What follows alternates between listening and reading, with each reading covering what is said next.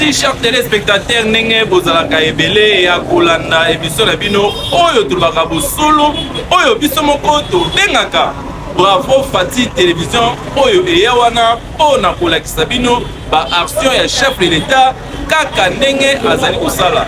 Lelo toyambi mwana mboka vraiment oyo président monene oyo afanisama na indusa. Oui, naza malamu mwana mboka grand journaliste. Voilà, basani yo elibiso. Naina sango ya makasi parce que toi kotika boete. Tout le bizali lisulu. Ouais. Naina sango makasi ya mwana mboka DG ya LMC na komo ya Maman Gisèle Vansemi. Oui, Maman Gisèle Vansemi naibi ke Maman Gisèle azaki dans DGT mais ozobengi DG. Non, au président de la République a Tchakié azaki DGT.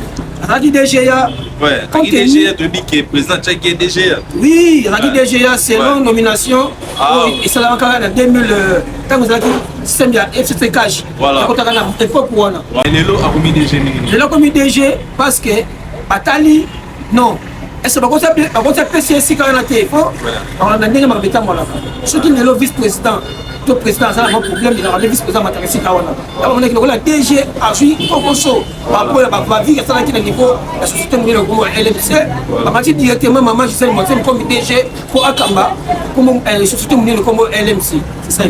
Voilà, biso toyebi Maman DG Maman Gisèle Vansemi oyo afandisa indusa na kati ya parti na biso IDPS oyo penza asalaka makambo ya kitoko. Oyo bato nyonso so bamoni ye baleli mama yango biso awawa na Bravo Fati Télévision tozali kolela Maman Gisèle penza DG na biso basango nini oyo biso oyo bana mboka mpe bazolanda biso bayeba. Non, bana mboka tukafongo beta masiete makasi ba Maman Gisèle Vansemi Bravo makasi tokumisa ye longondia parce que depuis ya communauté ya DG comme DG ya bima tiko collège tout le monde va travailler à la rater ba aérien ça la rater surtout ba action aux sala par tous ceux qui travaillent descente pourra nzambe ya pambola ye mati de temps ça le boko on a moi tout tambola lokola mona mobali en tout cas Maman Gisèle Vansemi bravo encore une fois biso ba journaliste biso ba communicateur ya IDPS ko to ni ba président Charlie ko to tika ote ko landa ko to landa ba action na yo ti na suka ma to zaki wana na président Charlie oyo penza afandisama penza combattant ya solo ko bazalaki na papa Bati Bantule oyo combattant ya solo pendant 37 ans de pouvoir oyo lelo tozu pouvoir na biso penza biso awa na Bravo Fati Télévision tolobelaka kaka au solo oyo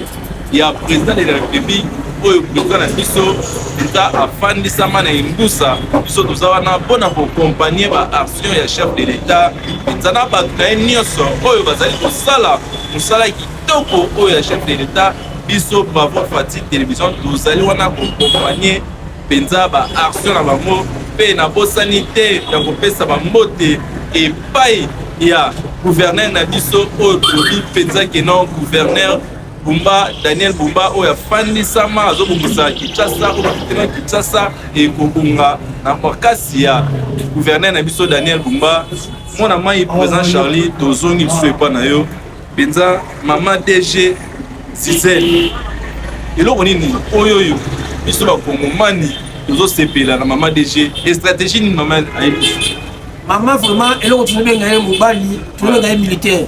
Voilà. Ça les bisous comme ça, tout landela makamno et tout baction d'ailleurs, dans la vision de Mboka Fati. Voilà. Attends l'homme du terrain. Voilà. On moniteur aux alliés dans la bureau. On a les alliés DGT. Voilà. DG faut qu'il te rende terre là, on est aussi matin, pour tu es simbi, pour tu es simbi pas pour ça. Malade on est dans les lignes, sont bien Maman Gisèle qui est comme central. T'as là qu'on n'a pas ma baisse qu'on a Maman Kei. Maman Gisèle qui est là-bas. T'as là qu'on a accueilli. Nous avons dit que Bravo n'a rien de mon apprécier confiance. Nous avons maintenir quota dans la LMC. À travailler parce qu'on a toujours confiance parce que on a toujours la vision de mon compte Fati Beton. Merci vraiment chers téléspectateurs, chers compatriotes. Quota la action Oyo. Maman Gisèle aujourd'hui chez les bisous à Zakoussala. Quota la action Oyo. Nous sommes à Bolan. 8 mois après sa prise de fonction à la tête des lignes maritimes congolaises, Gisèle Mboansienne-Byung imprime progressivement sa marque à travers une série de réformes. Le directeur général ad intérim affirme sa volonté de moderniser la gouvernance de cette entreprise publique stratégique et de lui insuffler une nouvelle dynamique. Cette action s'inscrit dans la vision du président de la République, Félix-Antoine Tshisekedi Tshilombo, qui prône une gestion des entreprises publiques fondée sur la bonne gouvernance, la transparence et la responsabilité. Au cœur de ces réformes figure l'assainissement de pratiques de gestion. Une lutte importante est lancée contre le favoritisme, le népotisme, le tribalisme, les rétrocommissions, le harcèlement ainsi que la surfacturation de certains marchés. Elle met également en avant une plus grande rigueur dans l'attribution des contrats, désormais basés sur les compétences et le respect des procédures. Nous voudrions rendre hommage à son Excellence, Monsieur le Président de la République, chef de l'État, Félix-Antoine Tshisekedi, en lui renouvelant notre attachement indéfectible ainsi que notre engagement à matérialiser sans relâche sa vision d'émergence du Congo dans le domaine des transports maritimes multimodal. Les nouvelles compétences acquises par notre personnel serviront à combler les lacunes de notre fonctionnement dans le domaine des passations des marchés publics. Merci Nenge Bolani, Penza Desan Oyo, Ezalaki ya makasi, Président Charlie, Desan Oyo Ezalaki ya makasi, ya Maman DG Gisèle, na Olobanini. En tout cas, grand journaliste, si on a lobby dans le Kosa, Maman Gisèle qui est na port, ya Boma. Parce que LMC est une ligne maritime congolaise. On est Simbaka, Babatali ba logo utaka libane ya mboka par rapport à moyens ya nini, ya ba conteneur. Maman qui est ko tala, place ni ba travail ba osala. Là, c'est une conteneur yaki pour l'approvisionnement il y a ligne maritime congolaise. En tout cas, Maman Gisèle, bravo encore une fois. Nous sommes communicateurs IDPS que nous sommes Charlie Lekinayo. Tu peux savoir toujours ma boko, tu continues à yoter, tu aller toujours derrière yo pour aucun niveau. Parce que quelque part les malheurs bon. Là les loyo DG à cause de la collier à Tiki. Et bon, Nzambe eba pourquoi yo komi sika wana. Depuis yo wana tuka ba travail bazo ko sepela bakasi. Travail qui toko ba sepela tuka le travail zo mona kité. Malamu to yo ya to ya ki liboso ngo la malamu. Donc c'est ça un peu action ko bakasi. Oyo sali depuis yo na tête ya ligne maritime congolaise. Longonia bravo Maman Gisèle. Parce que on a toujours vision ya Fati Beto Mokondiamboka. O mela Maman Gisèle soa kene liboso. Vraiment, Maman Gisèle, Maman DG, Penza, LMC, Oyo, Afani, Sama Solo, Awa, Biso, na Bravo, Fati, Télévision, Tolobara, Nebo Solo, Awa, Neto Lagisaka, Nebo Solo, Oyo, Penza, Président de Biso, Alandaka, Otolbaka, les garants de la nation, Azala. Vraiment, Nenge Tibagi, toujours l'accepter par événement, Makasi, Oyo, Maman Gisèle, Azali Koussala. Sur le plan social, le climat au sein de l'entreprise est présenté comme plus apaisé. Les tensions qui divisaient autrefois certains services sont progressivement dissipées, favorisant un environnement de travail plus serein. Les primes et les missions des services sont désormais accordées selon des critères jugés plus transparents et plus équitables. Moi, en tant que responsable de l'LMC et tous les agents de l'LMC, nous parlons un seul langage. Nous aimons le pays, nous aimons le chef de l'État et nous suivons le mot d'ordre de nos autorités. Et la preuve est là et nous sommes là sur le terrain. Au-delà de la réorganisation interne, la relance de LMC SA passe aussi par le renforcement de ce partenariat. Plusieurs accords stratégiques ont été conclus afin de repositionner l'entreprise sur le marché maritime, régional et international. Parmi eux, un mémorandum d'entente signé avec Tassiko, l'armement national tanzanien, pour développer les activités sur le lac Tanganyika et en haute mer. Un autre partenariat lie désormais LMC SA à Socotram, l'armateur national de la République du Congo, avec l'ambition de renforcer le cabotage entre Pointe-Noire, Boma et Matadi, avant une extension vers d'autres pays de la sous-région. Ces partenariats unis aujourd'hui des forces complémentaires, la longue expérience de LMC dans les domaines maritimes et portuaires et la ténacité de Socotram reconnu pour sa capacité à faire bouger les lignes, à ouvrir les voies nouvelles et à transformer les défis en opportunités. À travers cette signature, nos deux entreprises démontrent qu'avec de la confiance, de la vision et une volonté partagée, nos pays peuvent construire ensemble des solutions durables au service du développement régional. Nous voulons remercier sincèrement les visions couplées de nos deux chefs d'État, leurs excellences, Monsieur le Président Félix Antoine Tshisekedi Tshilombo et Denis Sassou Nguesso, ainsi que le management de nos deux entreprises. Merci Nenge Bozomona Penza ba action oyoyo. Maman Gisèle DG na biso azali kosala Penza ezali ba action moko makasi président Charlie le bena on monke. Maman Gisèle en tout cas surtout le but toujours le pas faire ba valeur na yo. Otombo le coup tout d'abord ya parti politique na UDPS. Depuis on na niveau à tête c'est DG ya LMC Ligue Martine Congolaise. Toyoki nungu te. Oh elo équipe ebungi. Oh détournement toyoki angote. Zali quand même moko oyo faut que ça bravo OK liboso. Tout ça le monde dans la société nous sous ko na niveau ya Congo a. Kuna bakei, kuna bayibi, ba travailler ba son mongote. Détournement zali toujours en cascade. Mais yo en tout cas une fois Zamba Pambola yo aussi minkita ya LMC to bengi ligne Martine Congolaise. Zamba Pambola pour la vision ya mokonza mboka. Ils sont communicateur à IDPS. Ils sont communicateur à Moka Oyo comme Charlie Kamala, comme je suis, Toti Kayote. Voilà. Pour soutenir vision na yo, pour la naga mutu moko na komo ya Fati Beton. Zama Pambola parce que vous allez colo, vous allez colo. Merci beaucoup. Vraiment merci kaka nenge tobelaka tolembate kolobela yo penza mama DG na biso mama Gisèle oyo afandisa indusa ya LMC oyo penza LMC ezaki ko beta mais area ye au senti ba travailler ba non maman il fallait kutu aza bana 2000 ans maman fallait aza bana 2000 ans ah ngaye merci penza ma papa mokonzi ndenge utinel biso mama na biso mama Gisèle DG na biso oyo afandisa indusa na idéologie.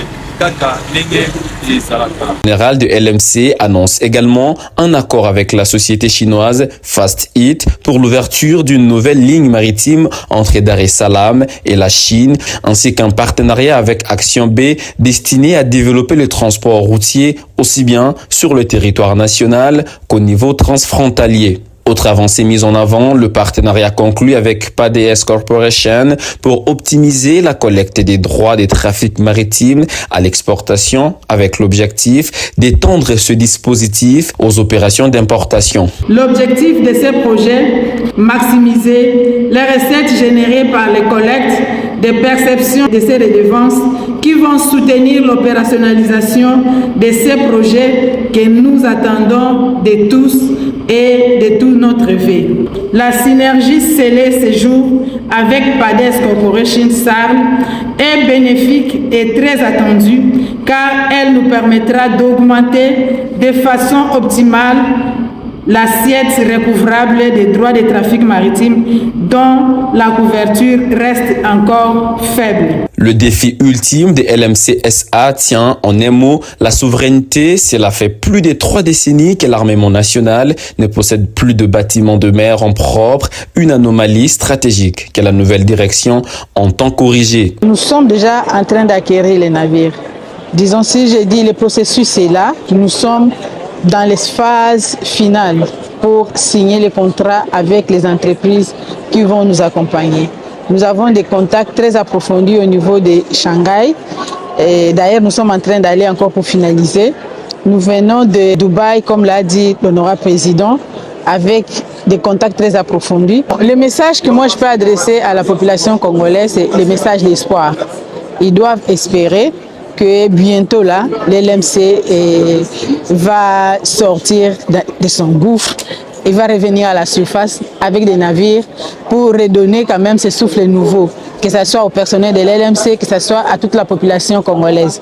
Donc c'est cet espoir-là et qu'ils peuvent compter sur nous. Après 8 mois d'intérim, Gisèle Mboassienne Byung Moupa a posé les bases d'une transformation durable des LMC SA. Reste désormais à mesurer dans le prochain mois les effets concrets de ces réformes sur la performance de l'entreprise et sur sa capacité à redevenir un acteur majeur du secteur maritime en République démocratique du Congo. Vraiment,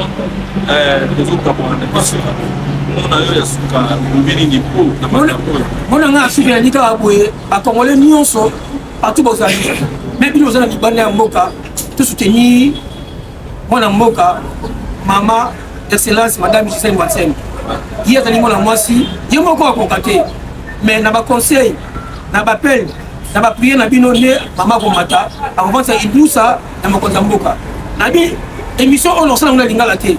Tu as dit quand même, la communication est belle, mon copain, après, on va toujours, par vous, n'a pas simplicité à mon côté, maman Gisèle Mboassienne, après le banning en mati, ligne matine congolaise, na Kikongo.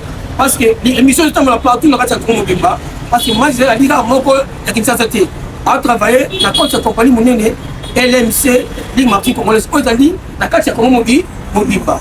Maman la pension au Kaposoa, naï les qui n'a eu communicateur Charlie Kambala, nabi na roti kauti tout le monde na Makambo. Merci maman Gisèle Foua, quel est l'Iboso. Vraiment n'engagez tout le baki.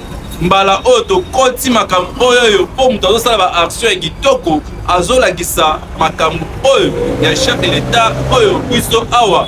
Bravo Fati Télévision, tolobaka toujours tolakisaka pe toaccompagnaka président de la République oyo tolobaka Fati Béton oyo tolobaka les garants de la nation afanisama na idéologie ndenge pe mama DG ya LMC mama Gisèle azali kolanda mpenza biso tokolemba te tokolobela ba bienfait oyo ya DG na biso mama Gisèle ndenge kaka azali koloba mais kala te kozomona pe kaka président Jeff ndenge akobeta bino kaka ndenge ezalaka na Kikongo po ba boyoka mpenza kaka ndenge ezalaka pe DG ya LMC azali wana aza mama moko oyo biso tozolinga mer tolingi oloba ngo parce que kuna pe bayoka na Kikongo mwa mbote no na Kikongo nyonso mbote bino beno atiela na mondo sisi ya na pesa ben mbote bisika nyonso ben kele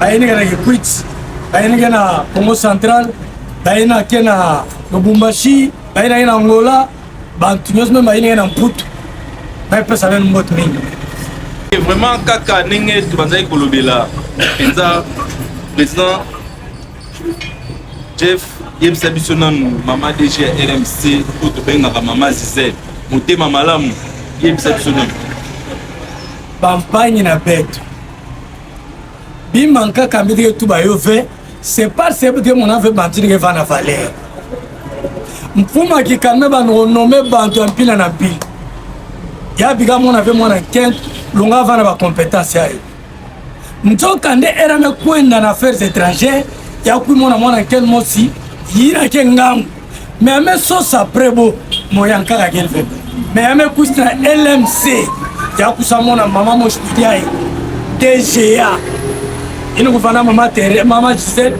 Mboassienne ameka tulan montine kufana sul DGA ino kufana sul ntoka ndia kufana ya vati kies vers usatsa campagne ya vana vision ya mfuma kikanda fe era mfuma kikanda me kutala pidage tu afa muge salana bana bakenda muge matsante fumana kento akele na DGA moi komisa na mfume ya kikanda ya LMC Ligue Martin Congolaise voilà mon mécanique ata jour moshi moi jour bon me katula mwana mama yin DGA bon me tula DG ngegeza ne mfumo kanda président de la République olala mpongi na pièce ya mona neti ya melalti nzami pena ya sa mutava sosa ya me mona china na mama Gisèle Mboassienne mama Gisèle Mboassienne même kuisi ya kuikuta muntu novana sunani ya me kote bamfuka